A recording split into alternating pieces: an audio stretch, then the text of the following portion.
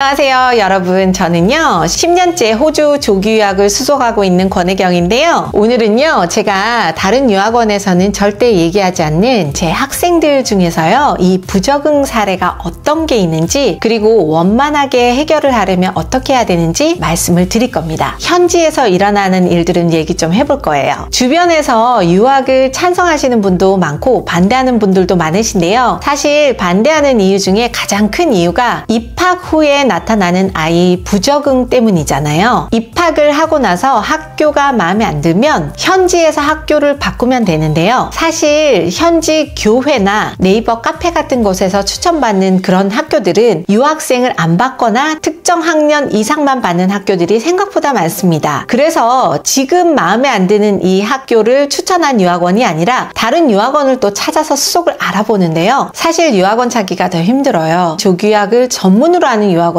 거의 없어요. 제 학생 사례를 말씀을 드리면요, 3학년 때 한국에 있는 유학원에서 수속을 하고 시드니 사립학교를 입학을 했어요. 이 학생은요, 어머님이 네이버 카페에서 어떤 아버님이 올린 글을 보고 유학에 관심을 가지기 시작했는데요, 시드니 본다이 지역의 학교를 찾아서 수속을 했다. 동네가 아주 부촌이고 학교도 너무 좋다라는 글을 올리셨는데, 이 글을 보고요 몇몇 어머님들이 호주 이 학교에 수속을 하게 된 거죠. 한국 학생들이 입학을 많이 하게 됐다고 하던데, 제 학생 어머님도 이 아버님의 글을 보고 학교를 알아봐야 되겠다고 유학을 알아보기 시작하셨습니다. 호주 유학원을 찾다가요, 시드니하고 한국에 사무실이 있으면 사기는 안 당하겠다 생각하시고 이 유학원에 문의를 하셨습니다. 그런데 거기 담당자가 왜 공립으로 가려고 하냐, 사립이 훨씬 좋다라고 추천을 강력하게 했기 때문에 사립으로 등록을 했습니다. 시드니에 있는 사립이고요. 같은 반 친구들이 영어가 아니라 특정 언어를 너무 많이 쓴 거죠. 쉬는 시간에 그 언어로 친구들이 놀고 점심시간에도 그 언어를 쓰는 친구들끼리 모여 점심을 먹고 같이 놀다 보니까 이 학생은요 영어를 잘하는데도 불구하고 학교에서 친구들을 막상 못 사귀게 된 거죠. 쉬는 시간에 다른 언어를 쓰니까 그 그룹에 낄 수가 없는 상황이어서 학교를 변경하려고요 그 유학원에 연락을 했더니 학교들 받아주는 데가 없다 그래서 결국은 유학원을 찾다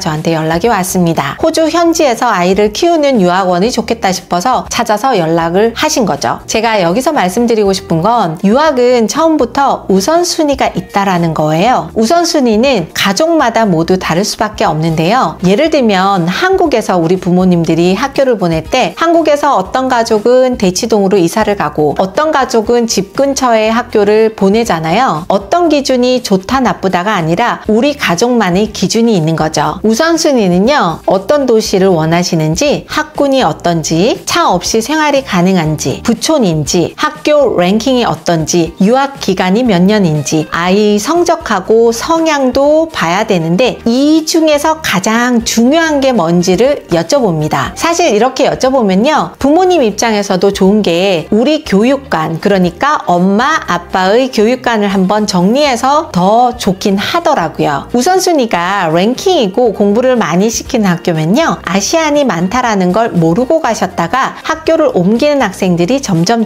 많아지고 있는 건 모르시더라고요. 특히 시드니는요, 특정 학교들은 아시안 비율이 굉장히 높습니다 라고 말씀을 드리는데, 이게 인종차별이다 라고 하는 분들이 계실 수는 있는데요, 이건 전 세계 미국, 영국, 호주 할 것 없이 공통된 특징입니다. 그리고 사실 제가 이렇게 말씀을 드리지만 저는 아이들을 아시안 비율이 높은 랭킹 높은 학교에 보내고 있어요. 어떤 걸 선택하든지 알고 보내면 후회가 없죠. 모르고 유학원에서 추천한 학교만 선택을 하면 입학 후에 이런 오류들이 나타나는 거죠. 솔직히 말씀드리면요, 이런 오류는 아이 부적응이라는 결과로 나옵니다. 가장 큰 피해자는 아이가 될 수도 있다라는 거죠. 유학을 결정할 때는 우선순위를 적어보고 유학원에 원하는 게 뭔지 조건을 정확하게 말씀을 말씀하실 필요가 있습니다. 예를 들면 1순위, 2순위, 3순위 이거 모두 취하는 게 아니라 1순위를 먼저 결정하고 만약에 2, 3순위가 안 맞다 그래도 1순위에 맞게 움직이시는 게 맞고요. 1순위가 우선순위라고 얘기를 했는데 1순위가 충족을 못한다면 2, 3순위를 1순위로 바꿀 수도 있는 거죠. 요즘 저한테 상담을 하시는 분들은 제 영상을 많이 보고 오시기 때문에 대부분 어머님들이 우선순위를 가지고 오시는데요. 영상을 많이 봐주셔서 너무너무 감사하고요. 정주행 해주신 분들께도 정말 감사하다라는 말씀 중간에 드립니다. 최근에 전학을 한 또 다른 학생이 있습니다. 10학년인데요. 이 학생은요, 멜번에 있는 명문 사립으로 입학을 했는데 수업을 하다가 종이 치자마자 그 질문에 대한 답변을 하는데요. 특정 언어로 설명을 해버리는 놀라운 일이 발생을 한 거죠. 저도 이 이야기를 듣고 정말 놀랐는데요. 사실 이런 일은 학교에 바로 리포트를 해야 되는 문제인데 학생이 전학을 하고 싶어 했던 상황이라서 저희 레모네드를 찾아서 연락이 왔었고요. 지금은 멜번에 있는 명문 탑 공립학교로 입학을 해서 너무너무 잘 다니고 있습니다.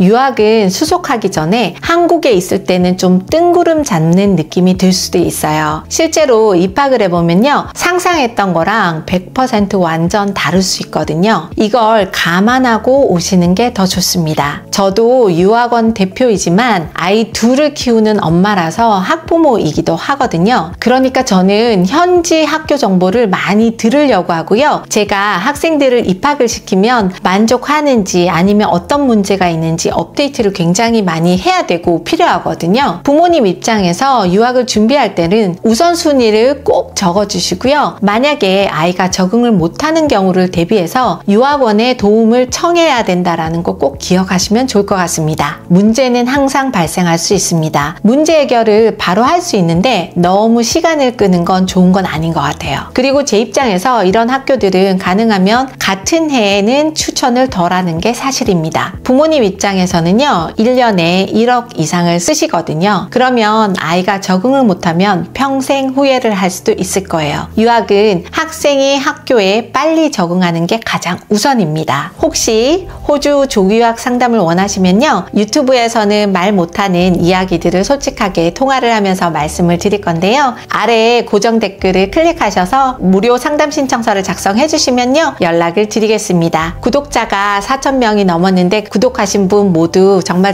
감사하다라고 말씀을 드립니다. 감사합니다.